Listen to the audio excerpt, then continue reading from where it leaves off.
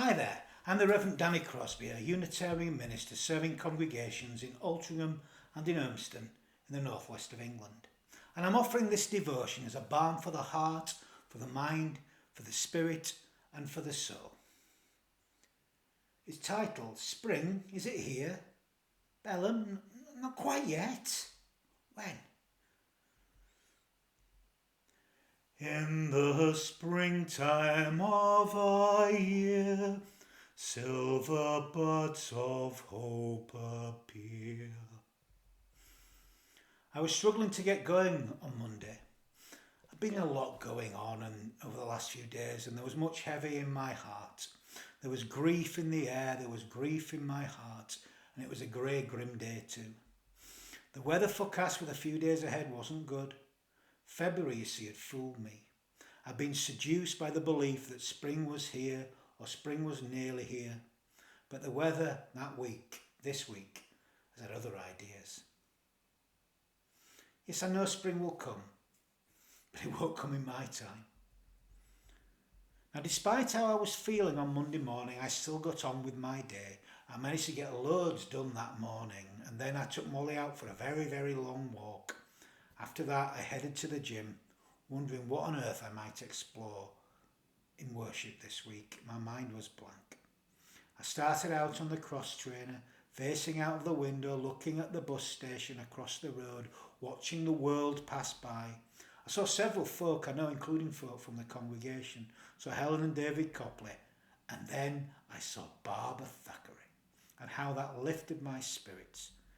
I'd seen a video of Barbara the day before on Facebook. It had been posted by an Altrincham group. It had been of her happy, smiling face running the Trafford 10k on what was her 85th birthday, raising money for St Anne's Hospice. Barbara has become a little bit of a local inspiration and a little bit of a local celebrity, dare I say. And seeing her pass by certainly lifted my spirits. It lifted me up when I felt somewhat fallen. It lifted me right up. And as I watched her run by, I found myself singing that wonderful, wonderful, wonderful hymn. In the springtime of our year, silver buds of hope appear. And such inspiration, such hope comes in many forms. As I continued on the cross trainer, I thought to myself, okay, it still feels quite wintry out there, but spring and new life and new hope, that will soon be here with us. We're heading in the right direction. It's now March and we've stepped into the season of Lent, but we're still experiencing wintry weather, and we're maybe wintry feelings too. It snowed this week. There's been some signs of spring these last few weeks, but it's not quite here yet. I know most of us want winter over and we want the new life of spring. We want Easter and the rebirth of spring to come now, soon, or at least soon. But first we've got to travel through the barren wilderness of March and Lent. Yes, new life will soon be here, but we'll soon be enjoying the full blooming promise of warmer time, including the gorgeous pink snow that comes with the cherry blossom. The new life will soon be with us. We're now well into the 40 days of Lent. Lent, a time of reflection, a time of temptation, a time to observe and find answers. Lent, a time of preparation. These 40 days or so are meant to be a barren time where we strip ourselves down of luxuries and of distractions and give birth to new treasures that can be symbolically born again at Easter time. It's not an easy time, but it's a time to experience this sense of loneliness as we enter our inner wilderness. We may feel a little lost at times, but do not fear. We're headed in the right direction. It's not the end of winter, but maybe it's the beginning of the end, or at least the end of the beginning. There are seeds of hope being planted. There are new shoots all around us. Hope springs eternal, and we do not seem so far from spring. The seeds are here planted beneath the earth, waiting to give birth. And maybe we can learn some lessons from the patience of these seeds as they wait to to the spring of rebirth. They lay there buried, surrendered to their process that is yet to come. When will they flower and flourish for all to share? Like those seeds, there's so much buried within us waiting to be born. Okay, not born today perhaps, but coming soon. There are signs of hope. May we nurture this hope. Spring begins tentatively, but it advances with tenacity. All the new life, it touches me deeply. No matter how small and delicate the roots are, they insist on coming to life. They insist on their way as they press up through the ground that looked only weeks ago as if nothing would grow there again. The crocuses and the snowdrops, they don't bloom for long, but their mere appearance, however brief, is a harbinger of hope. And from these small beginnings, hope grows at a geometric rate. The days get longer, the winds get warmer, and the world grows green again. Reminds me of a wonderful poem by May Sarton, Metamorphosis. It's about transformation during spring. Here it is, Metamorphosis by May Sarton. Always it happens when we are not there. The tree leaps up alive in the air. Small open parasols of Chinese green wave on each twig. But who has ever seen the latch sprung, the bud at its burst? Spring always manages to get there first. Lovers of wind who will have been aware of a faint stirring in the empty air, look up one day through a dissolving screen to find no star but this multiplied green, shadow on shadow singing sweet and clear. Listens lovers of the wind, the leaves are here. Spring is coming. No, it's not here yet, but it's coming. We just need to be patient and keep on moving in the right direction. People, though, are not patient. We want what we want and we want it now. We don't like uncertainty either. Like life, though, rarely offers such things as certainty, especially not with regard to the weather in March, certainly not here in the northwest of England.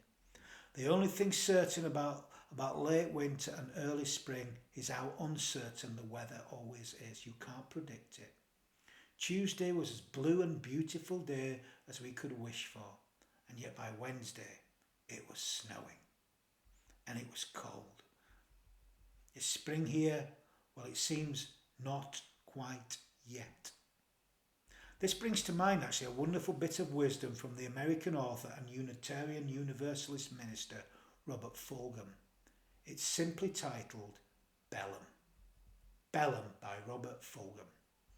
Americans, it is observed, prefer definite answers. Let your yea be yea and your nay be nay. Yes or no. No grace, please. In Indonesia, there is a word in common use that nicely wires around the need for black and white. Belum is the word, and it means not quite yet. A lovely word implying continuing possibility. Do you speak English? Belum. Not quite yet. Do you have any children? Belum. Do you know the meaning of life? Belum. It is considered both impolite and cynical to say no outright. This leads to some funny moments. Is the house on fire? Belum. Not quite yet. It's an attitude akin to the old vaudeville joke. Do you play the violin? I don't know. I never tried. Perhaps, maybe, possibly. Not yes or no, but squarely within the realm of what might be. Soft edges are welcome in this great bus ride of human adventure. Is this the best of all possible worlds? Belum. Is the world coming to an end? Belum. Will we live happily ever after? Belum. Have we learned to live without weapons of mass destruction? Belum. In some ways, we don't know. We've never tried. Is it hopeless to think that we might someday try? Belum. Not quite yet. I love this piece of wisdom by Robert Fulghum, this wisdom on Belum, this concept of uncertainty, but it's a faithful uncertainty, that nothing is ever fully sealed, not yet at least. However hopeless things may feel at the present moment, it does not mean that all is despair. Look around, look into your own heart. There is love and goodness present both within you and in life. There are those around you that can bring inspiration to your being, who have the courage to say yes to life, that have hope lightening and inspiring their hearts. I witnessed this so many times these last few days. Is it spring? Belum? Not quite yet. That said, if we keep on heading in the right direction, it will soon be here. Not quite yet. In the springtime of our year, silver buds of hope appear. They are appearing all around us. I was talking with Nick and Alid in the chapel gardens the other day as they worked away, as the flowers and the buds were appearing. Alid said, I think that the snow might hold off until tomorrow. We said, oh, well, the snow's in the south and might not reach up here. Is it snowing? Belum, not quite yet. Well, within 2 hours of that conversation, it was snowing. Is it spring yet? Belum, not quite yet. It's coming though. We're headed in the right direction. Our task is to keep on planting our own seeds so that in the springtime of all our years, those silver buds of hope, they'll keep on appearing. This is our task, to plant the seeds of hope, and someday the seeds will bear fruit. They may not come to fruition in our time, Belum, not quite yet, but they'll come, but not quite yet. It's up to us. What we're going to do. Are we going to keep on planting the seeds in our hearts and souls right here, right now, in this near spring? You never know, by doing so you might be inspiring someone else on a cold Monday morning when they're struggling to get going, as Barbara did for me. It's up to us, right here, right now. Hope is not something we passively dream of in some imagined future, something beyond this life.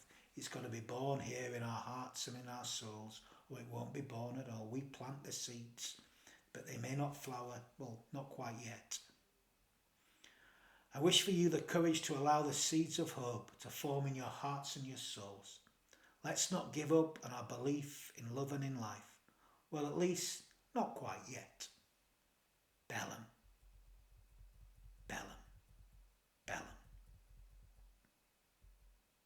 Amen. So I'm going to end this devotion with some final words of blessing. We need to bless more, and we can all bless. And we bless by offering our whole hearts to life. In this time of anticipated spring, let us allow ourselves to extend the anticipation, to value the time of budding before blooming, of seeding before sprouting. This is a time of revelation, the revealing of that which is eternal, which we see every year, but still need to be reminded to see in a new way. There is also the revelation of that which is new. Every spring we encounter something never before seen. It is the very newness which embodies hope and potential for the wholeness which is yet to be. Let us allow spring to unfold slowly, that we may appreciate the true mystery of rebirth and renewal. And may we give birth to this love in the springtime of the year. And may we do so in all that we feel, in all that we think, in all that we say, in all that we do. Amen.